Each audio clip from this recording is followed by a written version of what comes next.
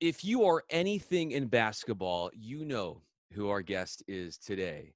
Etop Udo-Ema. He is the king of the You AAU pronounced it right circuit. too, bro. You pronounced I it did. right. I have been studying up. I have been doing my Wow. homework. It's just phenomenal, Etop, to have you founding Compton Magic. What has it been? 27 years now? Has it really been that long that you've been in So charge? yeah, well, we started it. Me and actually the assistant coach of Rod at UCLA, Rod Palmer. So me and Rod Okay. Palmer were roommates at UC Irvine. Really? So how it all starts is Rod went to Dominguez in Compton, Sure. went to UCLA at a high school, transferred to Irvine. When he was at Irvine his junior year, I was a freshman. He's a little older than me, and we were roommates in college and after college. So when we came home after we graduated from school, Rod was teaching elementary school. I was working in the financial sector, and our old coach Ernie Carr asked us if we wanted to coach at Compton High, wanted the Compton High job, and that was in Sure. '93. So we were like, yeah. I mean, like Rob was doing elementary in Compton, and we were living together, and we took the job. And when we took the job, it was like just kids. I mean, it wasn't like players. It was just kids, like normal Compton kids. And we struggled those first couple years, and brought some guys in. Our first, well, actually, we had a kid named Larry Bell who was there, who was really good. He went to Santa Barbara. And then we ended up having Jeff Trepanier as an eighth Sure. grader. And Trepanier was our first marquee guy, our first NBA player. And we had him. And then following that, we had Tito Maddox and, David Hamilton, Milton Riley, Ellis Miles, a bunch of guys like that. And we ended up being really good. So that's how it started, man. It started with just, we were in Compton, just coaching high school. And we were actually trying to keep our kids together in the spring and summer. Sure. So we played them during the year, and then Dominguez had a really good team. They were one of the top teams in the country with Tayshaun and Tyson and all those kids, Tommy Prince, Kenny Bruner, Jason Thomas, all those guys. And they ended up playing their high school team as an AAU team as well, called the Hood. And they had a lot of success with that because they built chemistry year round. And, really for us, we were looking at doing the same thing. We were trying to build our high school program, and we wanted to use the spring and summer to do that. So we kind of built this little product. We ended up calling it Compton Magic later. Just basically trying to build our spring and summer basketball to build our high school team and make it a better high school team. So that's how it all started, man, back in the 90s. Yeah, and I was listening to that other interview you did with Gilbert Arenas and those guys, and Yeah. you had said that like you started out and it was like kind of social work, and you were helping Yep. guys stay in the region so you could have them for high school basketball, and now it's turned out to be an NBA pipeline and the undisputed best AAU program in the country. If you were to say 27 years ago that you would be where you are now, what would you say? I would say no. Like we had no intentions of it being what it is now. We just, at the time, again, Oh, I had a full-time job. I was working in Ford Motor Credit. Rob was a teacher, and we just loved to do it. So, we loved helping kids and doing some of the stuff we were doing in the community. And we both had jobs, man. We didn't look at it like, oh, we're going to make this team and it's going to flourish with all these dudes. And like, we started to get good. We recruited some kids and we started to get good at the high school level. And then we ended up getting like a Reebok deal. And that's when we first knew that we might have something. And that was like in the late 90s, like 97, 98. And then we were kind of like, okay, well, maybe we should like try to do something with this. And that's when I broke off and started doing the AAU full time. And he stayed with the high school, but I took the kids in the spring and summer. He had the kids during the year. And, that's kind of how it started. And then we ended up signing an Adidas deal in 2001. So that's when we kind of knew like there might be something there, sure. But still, I mean, I didn't stop working my full-time job until 2007. And then I Okay. moved into another full-time job, but it was in a gym. So, but I worked in the financial sector from 92 to 2006. So Okay. like, it wasn't like I was putting all my extra time into it, but, I was working. Yeah. Me and my wife both had jobs, and Yeah. Rod had a job. And, you know, we were just working and having fun with the kids. It was a couple Memorial Days ago. I heard you guys played the Baller brand, and that game will go down as quite the lopsided affair with LeVar Ball there. Take us through what happened. That has to be one of the more memorable beatdowns, maybe, of you leading Compton Magic. Yeah. Actually, you know, the Balls are great friends of mine. So, like, I sponsored Chino Hills the whole way through. So I work for Adidas. We sponsored Chino. And if LeVar didn't have a team, those kids probably would end up playing for us. I consider them Magic kids. So, you know, it definitely wasn't a game where that was the intention. You know what I Sure. mean? Like, it wasn't like, because like LeVar is awesome. Like he doesn't care. He'll play anyone, anytime. And, you know, we have all these guys, like we had, you know, obviously the Mobleys and Onyeka and all those kids, Timmy Allen, Jules Bernard, all those kids we had, I think, in that game. Yeah. And, you know, he had Melo and Eli and a couple other guys, but, you know, it's like he put together a team of kids that, you know, just kids that were his kids. Like, we have a, you know, a selected team full of dudes. So, you know, like, it was in our tournament and we just put them in our pool because everyone wanted to see the game. And, you know, like, Melo was younger. Like, he wasn't even, I want to say he was, remember, they had classed him up a grade because he moved up a Okay. grade to play. Sure. And I want to say he was young. I want to say he was a sophomore. He wasn't older yet. So, you know, my kids were older, more physical at that time. You know, I'm sure he'd want to get that matchup back at this point. Yeah. What did he say to You know you what I mean? afterward? I think he'd be all right. Did he say anything to you afterwards? Just kind of playfully, like, "Wow, man," you know, just because I know you guys are No, I friends. mean, like, I'm sure, like, you know, again, like, he was young and our kids, like, he was, you know, I don't know if he's a freshman or a sophomore that year, but he was younger. And we had kids like Jules, he's top 30 in the country. Timmy Allen, who's a brute. I mean, those guys are older kids. Like, they're older than him. So, I mean, like, and when you're 13 or 14, because he might have been 13 or 14, he was super young. I don't know if you remember, Melo was super young because they moved him up a year. He was 13 in Oh, ninth grade. okay. Wow. So it's like, it's a big difference when you're a 14-year-old kid and you're a 17-year-old kid. That's a whole different world. No matter how talented you are, physically, it's different. So, you Totally. know, like, obviously he's closed those gaps at this point. You know, like, he's at an age now where he can compete with anybody in the world. But back then, you know, he's a little like, and we, you know, obviously we knew that if we could slow him down, that we'd be in good shape. And that's all our game plan was. Like, we game plan for him. So, you know, if you have and we were really good that year. We were top 3 team in the country that year. And all we did is game plan for him. So in his defense and all fairness to him, you know, it wasn't fair. Yeah. In all fairness, it wasn't fair. But yeah, like Yeah. you said, LaMelo is a couple years older, and now he's a surefire NBA draft pick. He's a So he's surefire top 3 pick. top exactly. And you mentioned Onyeka, and he's right up there too. So you have all of these guys within your fingertips who are going to the NBA, have been in the NBA. How many guys do you have that have made it to that level? Do you have a count on that? I don't have an exact count, but I will tell Okay. you in 2017, we had 3 draft picks: Okay. TJ Leaf, Ike Anigbogu, and Jordan Bell. And then the next year we didn't have one. And the next year we had Jalen Hands. And then this year we'll have Onyeka. So in the last 4 years, we've had 5 draft picks. So that's almost a draft pick a year. Yeah. So, and I think it's going to keep going with the Mobley brothers and, you know, and Juzang and Timmy Allen. We have a bunch of guys that have an opportunity to make this run and get drafted. So it's going to be a very interesting run for one AAU program for us over the next, you know, 2 or 3 years, not including our younger kids, Kajani Wright, the Mikey Williams, all those type of guys. So our run right now is going to be pretty good. Mikey Williams just had, what was it, his 16th birthday? Yeah, we And were you were there. It was down there. practice. What was that like? He is like a stud. Obviously, he is going to be the #1 pick. And he's got so much in front of him. So what was it like to be with him?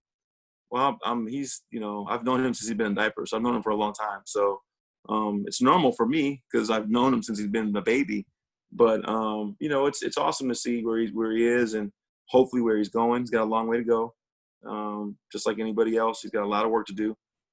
He's he's going to be a sophomore, but you know, he has a very solid chance of being special just because he really works at it. people see all the video stuff and the internet stuff, and I think they see the social media stuff and they think that that's who he is. And really, he's more than that. He's about the work, man. He works really hard.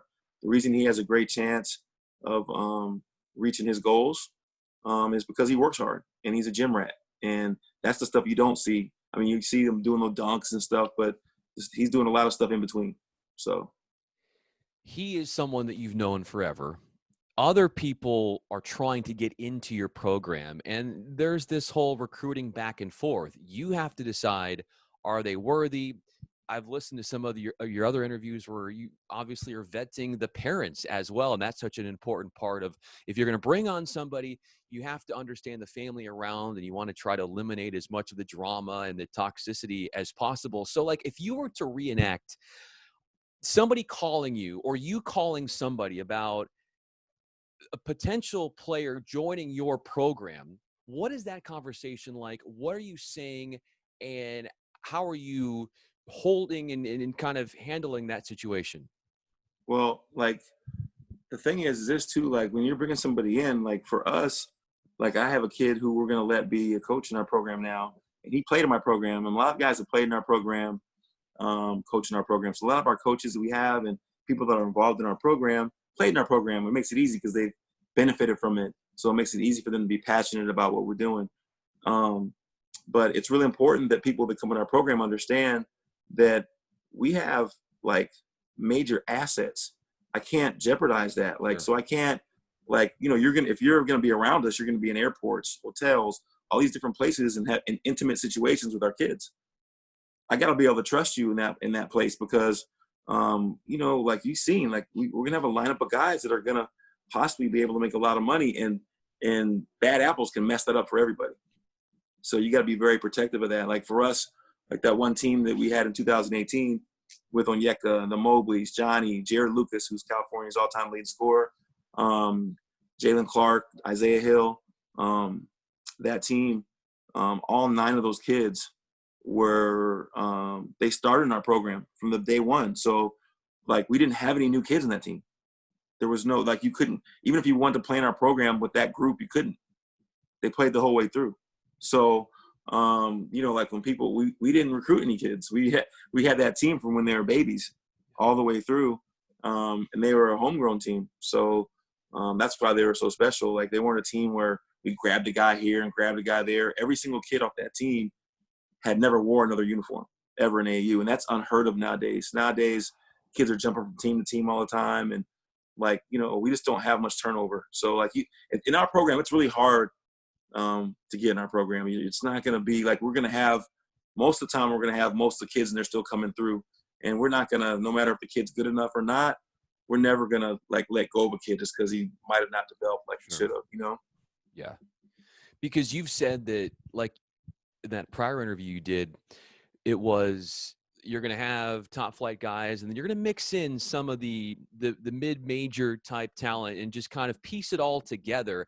And adding to it that you've been with so many of these guys for so long, the team building aspect has to be such an advantage for you because you've known and had these guys, a lot of them together since like they were in grade school. So having that sort of synergy and camaraderie must be super special. And then when they come to you, Etop, and it comes time to figure out about a college and what they want to do, how do you handle that with them? Because obviously it's their life, but you also have so much experience and contacts and relationships. And so where do you find that you will put yourself and assert yourself in that sort of topic or discussion? So like just take for instance, most of the kids, not all of them, because it just depends on you. There's different levels of involvement with every kid. Like so you're involved with some kids more than others. Some kids I may have like a major say so on what they're doing. Some kids I may have a little bit, not much, depending on, you know, the situation with their people that are making decisions for them. But most of the time where I'm at now, because I've been doing it so long, I'm in a pretty solid position with most of the families where they value the opinion of what we're thinking. For me, man, like I just want the kids to go a place where they can play as fast as possible, have a chance to impact as fast as possible. That's usually my advice. Like, and I know the schools and I know the coaches that are a little slicker than the other ones, and places that I think are a little more solid than others. And I think I'll have a better nose for the fit than they might, you know. But you try to make it all match. You also want them to take ownership of their decision too. You want them to take ownership of their decision. You want them to take ownership of where their career is going. So, you know, usually, man, like it usually works out like it's supposed to. There's not many of them that go completely sideways and go wrong, but you know, it happens once in a while. But most of the time, the school that like really wants these kids, and that's usually where they end up wanting to go. You know, so there have been some tricky ones, but again, like I just try to send them a place where they can take ownership of their own deal and a place where they can get in the floor as fast as possible. Because if you're not playing, you're not gonna be happy. Yeah, for sure. Etop Udo-Ema is with us here on the podcast. I'm Bryan Fenley. So many of those guys have filtered on to Westwood and UCLA. Yeah, you have a radio voice, man. You got like a real like like an ESPN type. Well, I work for Fox. I work for Fox Sports Radio. There it is. I do some stuff, but I love, you know, doing my own thing as well and getting on great guests like yourself and just loving basketball. And hey, by the way, if you ever have any like documentaries you need a voiceover for, man, I'll be more than happy to do it for pennies on the dollar. For you guys, I will definitely do it. I will keep that in mind. Seriously, I will do it, man. Anything you need. If you ever want like somebody have like a highlight tape, but to have like somebody like on television or acting like there's a voice underneath when you're watching game highlights from ESPN, and you want that kind of thing, because that could help a kid. Like when they're sending out their tape, it might sound kind of sophisticated if, oh, not only am I seeing them and it sounds good and good music and it's well edited, but then I hear this voice. It's like I'm watching Sports Center, you know, when you've got an anchor. Yeah, you got that Sports Center voice, bro. Thanks, man.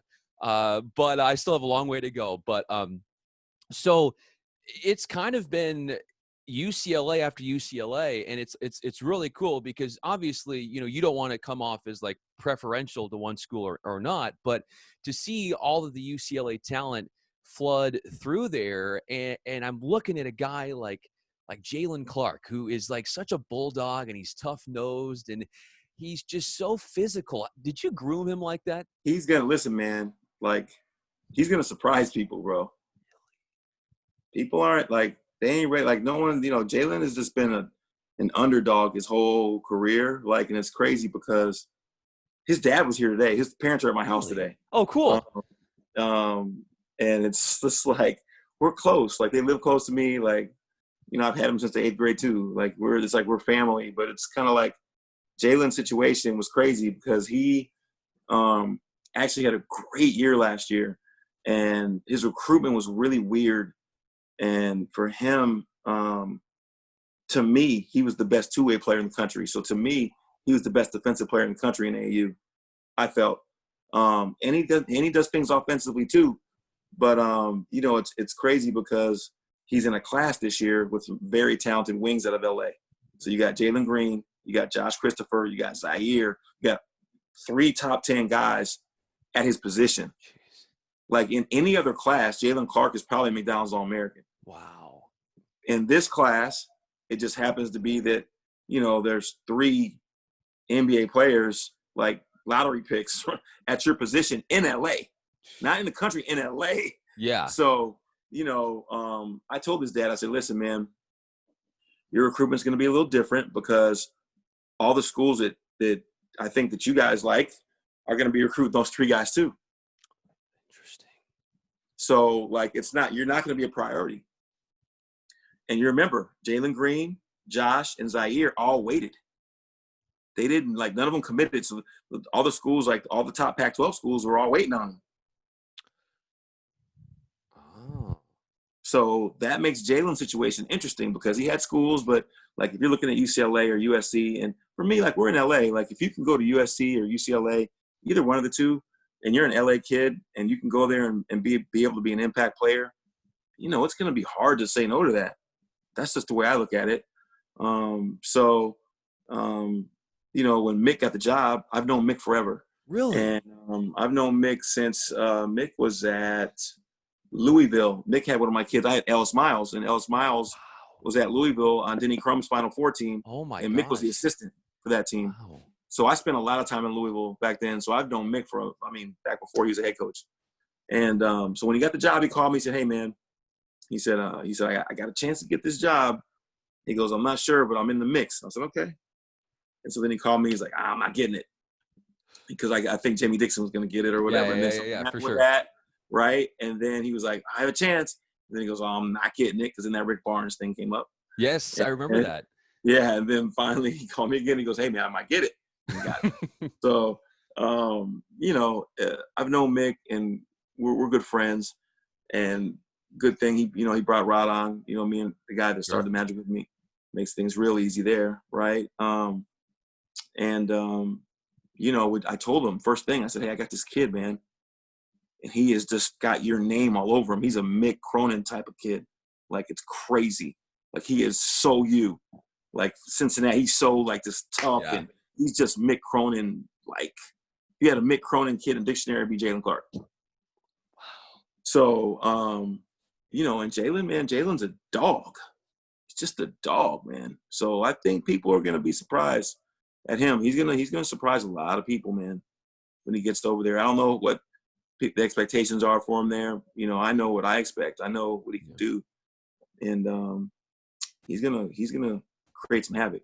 I think you would agree, Etop, that Johnny Juzang is going to surprise a lot of people as well. And you had said that not a lot do your players, not when they get to college, have a great, most of them have a great, fit. But for Juzang, when he was bouncing around the idea, the LA guy, and just saying, "Hey, I'm at Kentucky, maybe this isn't right for me." What were those conversations like? Because what was he looking for? And then eventually going to UCLA, why did that seem to be the best decision for him? Well, he remember he went to Kentucky a year early, so That's right. You're right. Yeah. So, like he had a window of opportunity with Kentucky. I think where he was a fit there because they needed shooting. So for him, he looked at it and he had the ability to graduate early, and he did that. So really, he was a senior in high school last year. So he'll be eligible right away at UCLA. But even through I flew to Kentucky for Midnight Madness. We were there, spent a couple of days out there with him and the family. And, through the whole year we talked, and, it's just like he had no ill will to Kentucky. It just, for him, it could have been, listen, I don't know if you remember, but when he came out of Cal has that media day, that NBA day where all the NBA teams come. Okay. And he did really well in that day. Like he was on draft boards, like after that. So, the thing was for him, he had to get in that offense and make shots quick. Like that's just how, they had so many players over there. That's how it works. And, he didn't make shots like that. I don't think like he wanted to or like they wanted to. And he had some moments there too. But I think, and like, listen, when he left Kentucky, they wanted him to stay. He kind of pondered on staying too. He wasn't just like bouncing. Sure. Like he was thinking about, staying too. And then I think at the end, that's when he made a decision. And he really liked both the LA schools, USC, UCLA. And, Mick and Rod just worked the hell out of it and made him feel comfortable that he can come in. I think they knew that he'd be eligible right away. I think they had a pretty good idea. UCLA needs shooting too, bad. Big time. So he becomes a pretty puzzle fit for them. And, like that, it just ended up working out, man. I think Cronin did a real good job of recruiting him. He just recruited the shit out of him. Excuse my French. Oh, you're fine, dude. This is just a podcast. We're whatever flies. Absolutely. So yeah, I'm with you there. That's fascinating insight. And Etop Udo-Ema joins us here, the founder of Compton Magic. You've been so, high on the branding of your AAU program, but also how important that is for your athletes and how that's such a vehicle to further your career and get you in front of people that you would not have otherwise. What do you do as far as counseling your players, as far as the best ways to utilize social media in a way to serve your best interests? Well, it's funny. Like I'll tell you. So I never really was a social media guy. Till my wife got me on it. Really? And yeah, she used to be like, hey, like, you need to get a Twitter. You need to get this. And I'm like, I'm not doing that. I'm not doing all that stuff. And back in the beginning of it. Sure. So he set me up a Twitter like a long time ago, like when it first started, like in 2012. I never touched it for like years. And then I started seeing it changing, and I started seeing things moving, and I'm like, man, I better get on this thing. Yeah. I better figure this out because like it's free. So, I got on and I started getting used to it. And then, man, I mean, social media, even though it's done a lot of bad things for kids, but it's done great things for my company. Like social media for kids, I think is interesting because it allows anybody to have an opinion, and it allows anybody to have people that aren't qualified to have important opinions. So your grandmother can say you're the best hooper on the planet, and all of a sudden you do some kind of crazy move in a video and you get, people think you're good. Yeah. That's the bad part about social media. The good part about it is that it's a free vessel of, if you're using it the right way, to get your message out and to tell stories. Like, so for us, it's been great because, we like with the stuff we've done in the community, like we stay in the community and it's like telling those stories with our kids, our players, some of the stuff we're doing in the neighborhood. It's just when you're able to tell those stories, it can help you capture funding, help you be better, help you get players, help you tell your story to the masses. Because I mean, just think about it, when you're competing against other guys and you're trying to recruit and you're trying to do things. I mean, if you like say someone's not using social media, like it's going to be hard to compete against us because, our message is being told daily. And I think it's important, like, for people to tell their stories and tell messages daily so that, like, I don't know when you're tuning in, right? So you might tune in you might go on Twitter one day and be like, oh, I'm going to go on Twitter today. You might see something you may not. So it's just like, it's time sensitive. So you have to continue to tell your story all the time so that you can hopefully hit your audience, your target audience, keep hitting your target audience. So they start knowing who you are, knowing about you, knowing your story, and just knowing how you flow. So I think we've done a good job of that with social media. We've maximized that. I think we're one of the better teams in the country at social media, if not by football. Actually, we're the best. Yeah, exactly. Let's be honest. Yeah. I mean, like we did the numbers. I mean, I pulled the numbers and I did the, the Instagram and the Twitter and like, yeah. So it's, like we've really, really used that vehicle to propel our brand. How soon do you think the NBA will get back to reverting towards drafting high school kids?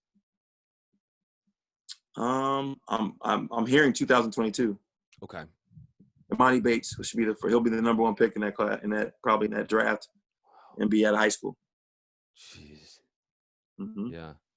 Which means, like I tell everybody, it's like, man, like next year, our team with Kajani and Mikey and Dylan Andrews and Quentin Webb, all those guys, like, instead of they're going to have the college coaches lined up on the baseline, and the whole NBA watched them too. Yeah, next year's going to be crazy. What do you say to them when they are throwing all of this attention on social media? And these guys they're stars, they're influencers, and they're still so young. So like, how do you mentor them through how to like best handle social media in a way where, you're not tarnishing or doing anything to your brand? And because, nobody's perfect. We all make mistakes. Everybody has, like, all those kids have their own different, like, little swag, right? Their own little way that they move on social media. Unless I see guys being reckless, I let them be themselves. I mean, that's like, most of our kids are good kids. We don't have to really super monitor their social media. Some of them, are a little more aggressive. But as long as they're not being disrespectful, we let them be them, and that's helps them build their brand. I mean, my whole thing is you're going to be you, and like some of the guys, I don't have any guys that are just super crazy on social media. Like obviously Mikey's probably the most prevalent, but Mikey's Mikey, so he's going to do him. I'm not going to get in the way of that. There's some things that he might say that maybe I wouldn't have said, right? Yeah. But then there's also some things that he thinks about that are awesome. Like that HBCU comment he made that set off the Yes. whole world the other day, the last 2 weeks ago, and Netflix donates 120 million to HBCUs. Wow. How about that? That whole thing started from that comment Mikey made, and it just went viral. Could he seriously be considering one? Absolutely. Yeah. Yes. He's different. Like if he couldn't go to the NBA straight, his mom went to Hampton, he'd do it. I'm not saying this for sure, but I'm saying that like they would have a legitimate chance. He's a different type of kid. Does he realize like what that could do? I mean, just breaking barriers and if that were to happen, just how monumental that would be. I think he kind of does, and I really think like he's the kind of kid that if he had to go to college, he would like bring some guys with him and he'd do it. Wow.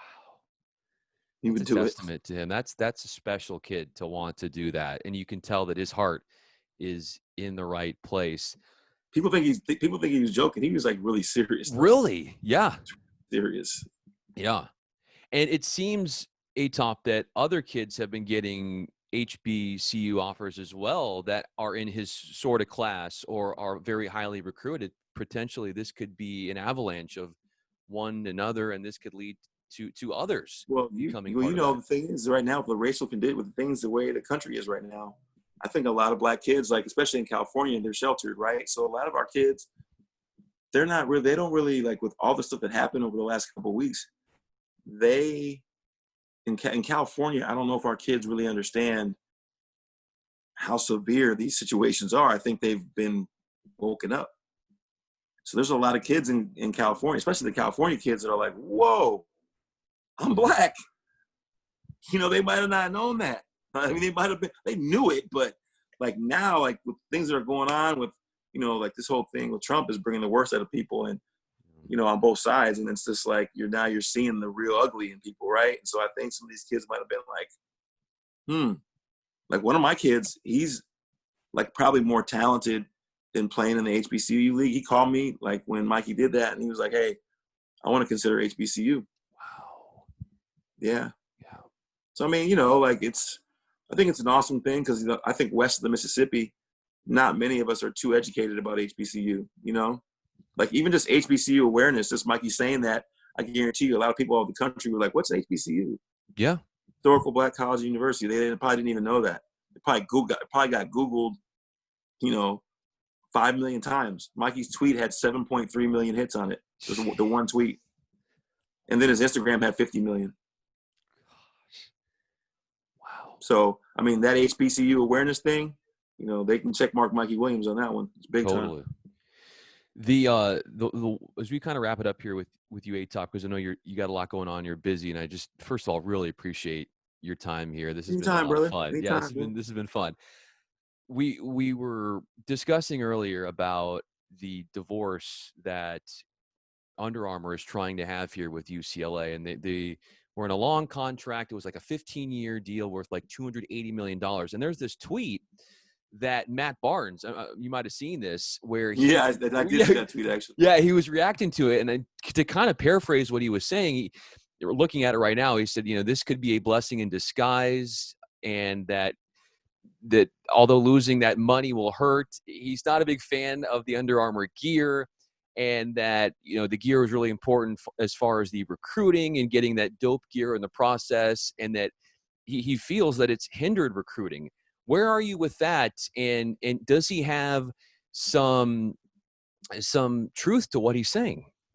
There is some truth to it. I mean, I don't know like if it's all the truth. I think kids are going to make this. Like UCLA is still a blue blood school. Like at the end of the day, like UCLA has put a ton of guys in the NBA. I want to say Drew Holiday averaged 9 points a game and still got drafted in the top 15. UCLA is a power brand. Like UCLA guys do good in the NBA too. So it's like, don't get me wrong, having a good shoe is going to help. If you have Nike or Adidas, probably preferable, right? But still, like even Under Armour, kids are still going there. Kids are not going to commit to UCLA because they were in Under Armour. I mean, like UCLA is a blue blood. UCLA is UCLA. The media, the market, just all those different things that make the place special. It's a highway to the NBA. I want to say they're like third in the country. It's either them, Duke, Kansas, or somebody who has the most guys in the NBA.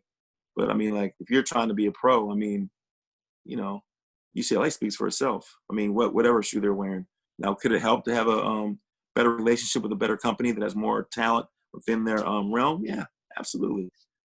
But I'm not sure if it's the absolute end all be all, but it'll help. Yeah.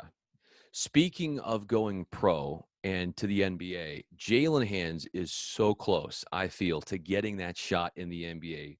He was with you guys at Compton Magic, a former Bruin, a second-round draft pick. I talked to him a couple weeks ago, and he's just putting in so much work. I mean, just Yep. constantly working. How close is he, do you think, to getting that first shot in the league? You know how it is, man. The NBA is tough, man. Like, it's like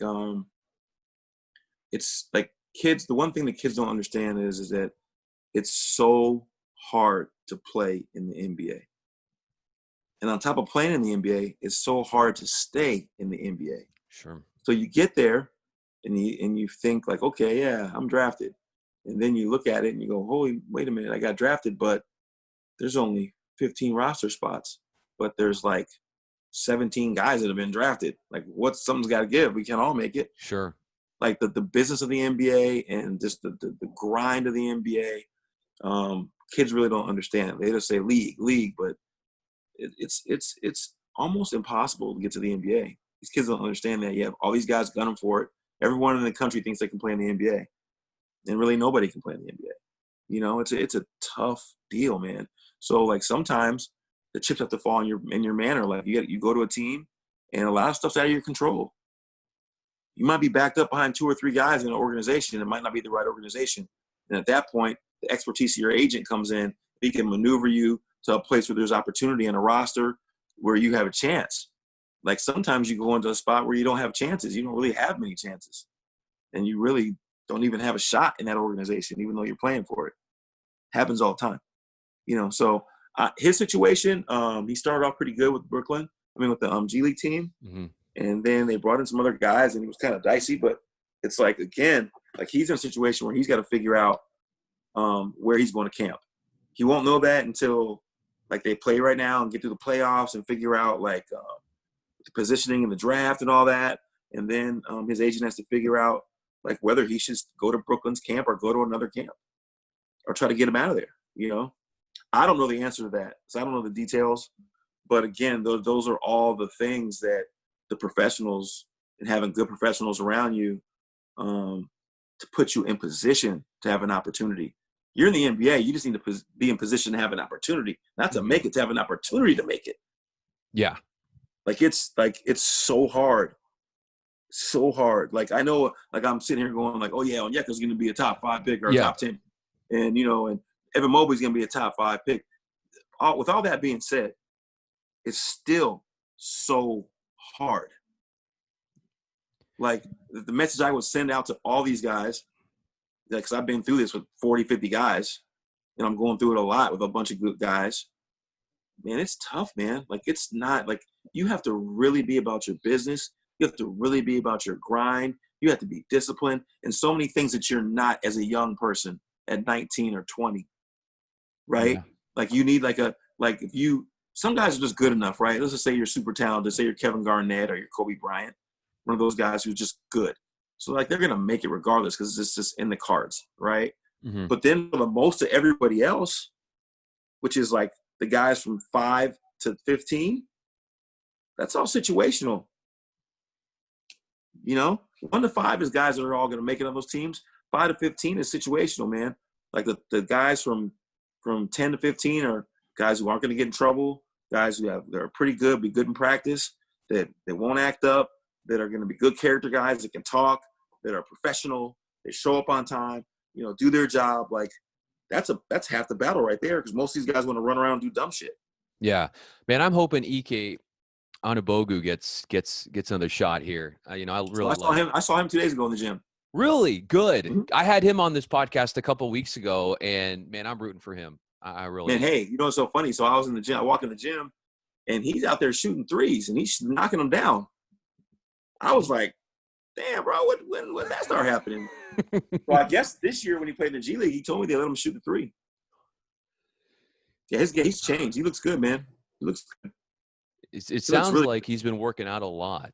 He looks really good. I like, he's doing some stuff on the perimeter that I've never seen him do. He looked good. Really, man. Last question for you, Etop. Best compliment you've ever received. What was it? Man, so many. So, actually, my wife and my son did a 50th birthday tribute. Okay. And what they did was they went to all my players, old players. They got a hold of them somehow, some way, and they did. It's on YouTube. Okay. And it says Etop's 50th or something. But all the kids got on there, and I can't even tell you what the best, because they were all saying this. Oh. It was awesome stuff, man. Like it was like a 50th birthday tribute, and they had kids, like they had my kids from like the 90s to, I mean, old, like players that I had way back when, and everyone just talking.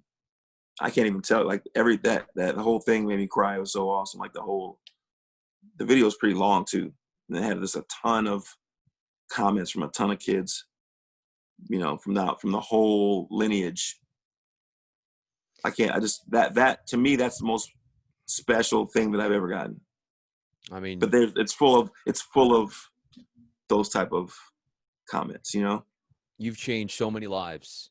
That's kind of what it was about. Yeah, it was awesome. You have, and it's just it's inspiring, and I know that you are like a mentor to so many, and you've put so many kids in situations where maybe without you they would not have been. I mean, I just think that what you've done has put them in amazing positions to thrive in life, and you deserve to be commended for that, Etop. And I just want to thank you so much for talking a little bit about basketball and spending part of your night with me.